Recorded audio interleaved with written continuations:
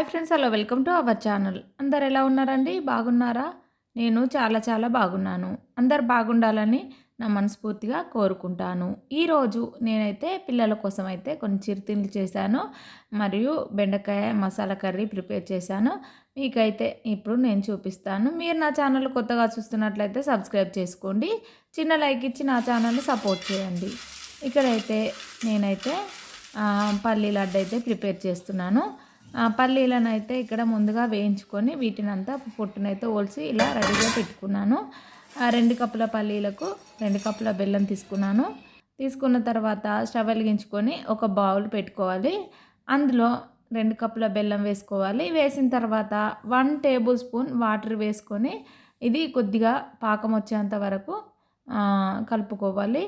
బెల్లాన్ని తరచు కలుపుతూనే ఉండాలి. ఇలా కలిపిన తర్వాత దీన్నైతే ఒకసారి వడకట్టుకోవాలి. నేనైతే వడకట్టాను.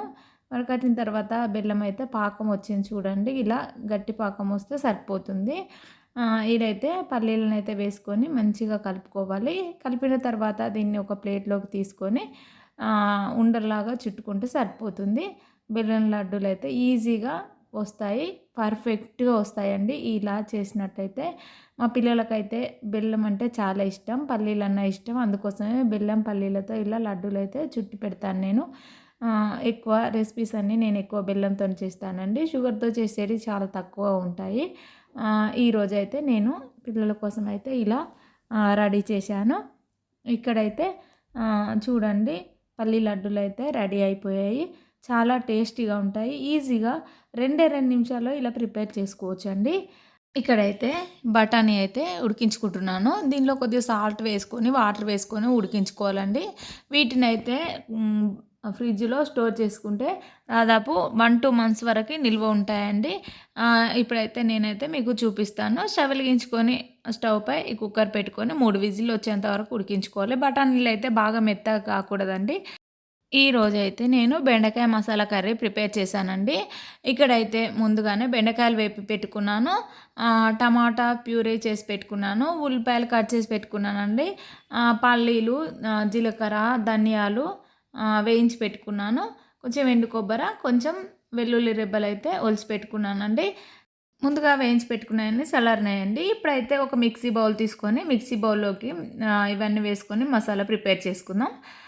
కొంచెం వెల్లుల్లి రెబ్బలు, కొద్దిగా జీలకర్ర, ధనియాలు, పల్లీలు, కొంచెం ఎండు కొబ్బరి వేసుకున్నాను. వీటిని అయితే పౌడర్ లాగా మిక్సీ పట్టుకొని పక్కన పెట్టుకొని ఉంచుకోవాలి. నేనైతే ఈరోజు ఈ పౌడర్నే వాడుతున్నానండి మెయిన్ ఇంగ్రీడియంట్గా. ఈ పౌడర్ వేసామనుకోండి చాలా టేస్టీగా ఉంటుంది. మీరు కూడా ఎప్పుడైనా ఇలా ట్రై చేసి చూడండి. రైస్లోకి, చపాతీలోకి, రోటీలోకి, పుల్కాలోకి, దేనిలోకైనా ఈ కర్రీ చాలా టేస్టీగా ఉంటుందండి. ఇలా పౌడర్ సిద్ధం చేసుకున్న తర్వాత ఇప్పుడైతే మనం కర్రీని అయితే ప్రిపేర్ చేద్దాం. స్టవ్ పై ఒక బౌల్ పెట్టుకొని అందులో 2 టేబుల్ స్పూన్ ఆయిల్ వేసుకోవాలండి. ఆయిల్ అయితే కొద్దిగా ఎక్కువనే వేస్తున్నాను. ఎందుకంటే బెండకాయ జిగురు పోవడానికి ముందుగా వేయించుకున్నప్పుడు కూడా ఆయిల్ వేసి వేయించానండి. ఇప్పుడు కూడా కొంచెం ఆయిల్ వేసుకోవాలి. వేసిన తర్వాత అందులోకైతే కొంచెం ఆవాలు, జీలకర్ర, మినపప్పు, శనగపప్పు ఇవన్నీ వేసుకొని పచ్చివాసన పోయేంత వరకు వేయించుకోవాలి. అవి వేగిన తర్వాత అందులోకైతే ముందుగా కట్ చేసుకున్న ఉల్లిపాయ ముక్కలు, పచ్చిమిర్చి చీలికలు, కొంచెం కరివేపాకు, కొంచెం మెంతాకు వేసుకోవాలి. వేసిన తర్వాత ఒకసారి కలుపుకోవాలి. అందులోకి 1/2 టేబుల్ స్పూన్ అల్లం వెల్లుల్లి పేస్టు, 1/2 టేబుల్ స్పూన్ పసుపు, తగినంత కారం, తగినంత సాల్ట్ వేసుకొని మంచిగా కలుపుకోవాలి. ఇప్పుడైతే టమాటో ప్యూరీ వేసుకుందాం. ఒక 4 టమాటాలను పెద్ద సైజు ముక్కలుగా కట్ చేసుకొని ఇలా ప్యూరీని అయితే చేసుకున్నాను. ఇందులో వేసుకొని ఇదైతే ఆయిల్ పైకి తేరేంత వరకు వేయించుకోవాలండి. కొద్దిసేపు మూత పెట్టి మగ్గించుకుందాం. ఇక్కడైతే ఇది ప్యూరీ మగ్గిపోయిందో ఒకసారి అయితే చూద్దాము. ఇక్కడైతే ప్యూరీ అయితే మగ్గిపోయింది. మగ్గిన తర్వాత ఇందులోకి ముందుగా వేయించుకున్న బెండకాయ ముక్కలను అయితే వేసుకోవాలి. వేసిన తర్వాత వాటిని అయితే మంచిగా మగ్గించుకోవాలి. కొద్దిగా ఆయిల్ పైకి తేరేంత వరకు ఉడికించుకుంటే సరిపోతుందండి. బెండకాయ మసాలా కర్రీ అయితే రెడీ అవుతుంది. మా పిల్లలకైతే ఒకరికి బెండకాయ కర్రీ అంటే ఇష్టం ఉండదు. ఒకరికి ఇష్టం ఉంటుందండి. ఇద్దరికీ మంచిగా టేస్టీగా ఉండేట్టుగా నేనైతే ఇక్కడ మసాలాలైతే వేస్తాను. ఎందుకంటే ఇందులో పల్లీలు, కొబ్బరి వేసాం కాబట్టి మంచి టేస్ట్ ఉంటుంది. మంచి కమ్మదనం వస్తుంది కాబట్టి ఇలా నేనైతే ప్రిపేర్ చేస్తుంటాను. బెండకాయ ఎప్పుడు ఒకేలాగా చేయనండి. రకరకాలుగా చేస్తాను. కొంచెం మెమరీ పవరు పెరుగుతుంది కదా! అందుకోసమని బెండకాయ కర్రీ అయితే నేను ప్రిపేర్ చేస్తానండి. చూడండి ఇక్కడైతే ఈ పౌడర్ వేసుకున్నామనుకోండి చాలా టేస్టీగా ఉంటుంది. ఇందులోకి కొద్దిగా వాటర్ వేసుకొని కొంచెం సేపు మూత పెట్టి మగ్గించుకుంటే సరిపోతుంది. ఆ వాటర్ అనేటివి నేను మిక్సీ బౌల్‌లో పౌడర్ వేశాను కదా! అందులోనే కొద్దిగా వాటర్ వేసి ఇందులో వేసుకున్నానండి. ఎక్స్‌ట్రా వాటర్ ఏమి వేయలేదండి.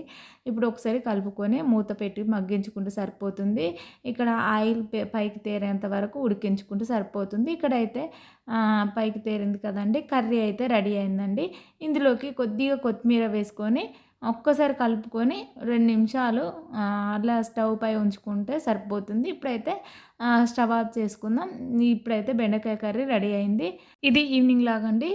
పిల్లల కోసమైతే నేను ఈవినింగ్ టైంలో స్నాక్ అయితే ప్రిపేర్ చేశానండి. ఏం లేదండి, మార్నింగ్ ఇలా తెల్ల బొబ్బర్లు అయితే నానబెట్టుకొని ఉంచుకున్నాను. వీటినైతే ఇప్పుడు కుక్కర్‌లో వేసుకొని తగినంత సాల్ట్ వేసుకొని ఉడికించుకుందాం. ఇవి ఈవినింగ్ టైంలో స్నాక్‌గా చాలా టేస్టీగా ఉంటాయండి. మా పిల్లలైతే ఎప్పుడూ అలవాట్లేదండి వాళ్ళకి. నేనైతే ఎప్పుడో ఒకసారి చేస్తానండి. దాదాపు చేయక 1 ఇయర్ అయితుంది. అందుకోసమని ఇలా ఈరోజు చేస్తున్నానండి. పిల్లలైతే చాలా ఇంట్రెస్ట్‌గా తిన్నారండి. ఈసారైతే నేను అనుకుంటున్నాను ఎప్పుడు ఇలాగే ప్రిపేర్ చేద్దామని. ఇప్పుడైతే మనం కుక్కర్ పెట్టుకొని 3 విజిల్ వచ్చేంత వరకు ఉడికించుకుంటే సరిపోతుందండి. బొబ్బర్లయితే త్వరగానే ఉడికిపోతాయండి. పూర్వకాలంలోనైతే వీటిని పెళ్ళిళ్ళల్లో, ఫంక్షన్‌లలో కనిపించేవి కానీ ఇప్పుడు తగ్గిపోయాయి కదా! అప్పుడప్పుడు మనం పాతకాలం వంటలైనా కూడా ట్రై చేస్తే చాలా బావుంటుంది కదా! అందుకోసమని నేను ఈరోజు చేస్తున్నాను. ఇక్కడైతే ఉడికిపోయాయండి. ఉడికిన తర్వాత వీటినైతే వాటర్ వంపేసుకుందాం. వాటర్ వంపేసిన తర్వాత ఇప్పుడైతే ఫ్రై చేసుకుంటే సరిపోతుందండి. ఇవైతే చాలా టేస్టీగా ఉంటాయండి. వీటితో పాటు వడలు కూడా చేసుకోవచ్చండి. చాలా ఇంట్రెస్ట్‌గా ఉంటాయి. లేదా షుగర్ వేసుకొని మిక్సీ పట్టుకున్న చాలా టేస్టీగా ఉంటుందండి. ఇవి అయితే మా పెద్దమ్మనైతే ఇలా షుగర్ వేసి మిక్సీ పడుతుందండి. మేము చాలా ఇంట్రెస్ట్‌గా తింటామండి. అప్పుడప్పుడు చేస్తుంది ఇలాగా దసరా పండగప్పుడు. ఇప్పుడైతే స్టవ్ వెలిగించుకొని ఒక బౌల్ పెట్టుకొని అందులో 2 టేబుల్ స్పూన్ ఆయిల్ వేసుకోవాలి. ఆయిల్ వేడైన తర్వాత అందులోకి పోపు దినుసులైతే వేసుకుందామండి. కొంచెం జీలకర్ర, కొంచెం ఆవాలు వేసుకోవాలి. వేసిన తర్వాత అవి చిటపటలాడిన తర్వాత అందులోకి ముందుగా కట్ చేసుకున్న ఉల్లిపాయ ముక్కలు, పచ్చిమిర్చి చీలికలు, కొంచెం కరివేపాకు, కొంచెం వెల్లుల్లి పేస్టు వేసుకోవాలండి. వేసిన తర్వాత వాటినైతే మంచిగా పచ్చివాసన పోయేంత వరకు వేయించుకోవాలి. ఉల్లిపాయలైతే కొంచెం గోల్డెన్ బ్రౌన్ కలర్ వచ్చేంత వరకు వేయించుకుంటే సరిపోతుందండి. పోపు అనేది త్వరగానే వేగిపోతుంది. ఇలా ఒకసారి కలుపుకొని కొద్దిసేపు మూత పెట్టి మగ్గించుకుందాం.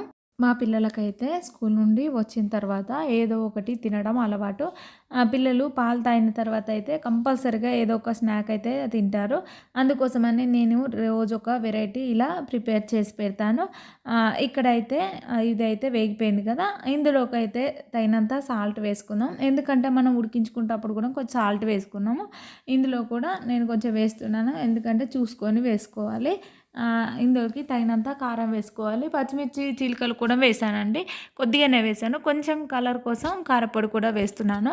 పావు టేబుల్ స్పూన్ పసుపు వేసుకోవాలండి. వేసిన తర్వాత ఒక్కసారి కలుపుకుంటే సరిపోతుంది. ఇప్పుడైతే మనం ఉడికించుకున్న బొబ్బర్లనైతే వేసుకోవాలి. వేసిన తర్వాత కొద్దిగా సేపు స్టవ్ మీదనే మగ్గించుకోవాలండి. ఎందుకంటే వాటిలో ఉన్న వాటర్ ఏమైనా ఉంటే అది ఇంకిపోతుంది. కొంచెం టేస్ట్ కూడా ఎక్కువగానే ఉంటుందండి. చూడండి ఇప్పుడైతే ఒకసారి వేసుకొని కలుపుకుంటాం. కలుపుకున్న తర్వాత మరి కొంచెం సేపు మూత పెట్టి మగ్గించుకుంటే సరిపోతుంది.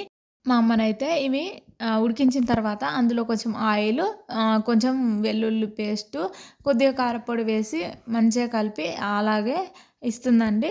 అట్లా కూడా చాలా టేస్టీగా ఉంటాయి. ఇలా పోపు పెట్టుకుంటే కొంచెం పిల్లలు ఇంట్రెస్ట్‌గా తింటారని నేను ఈరోజైతే పోపు చేస్తున్నానండి. ఇక్కడైతే ఇవైతే మగ్గిపోయాయి. ఇందులో కొద్దిగా కొత్తిమీర వేసుకొని ఒకసారి కలుపుకుంటే స్టవ్ ఆఫ్ చేసుకుంటే సరిపోతుంది. ఇప్పుడైతే పిల్లలకైతే వడ్డిస్తున్నానండి. ఇంతటితో ఈ వీడియో కంప్లీట్ అయిందండి. మీకు నా వీడియో నచ్చిందనే అనుకుంటున్నాను. మీకు నా ఛానల్ నచ్చినట్లయితే లైక్ చేయండి, కామెంట్ చేయండి, సబ్స్క్రైబ్ చేయండి.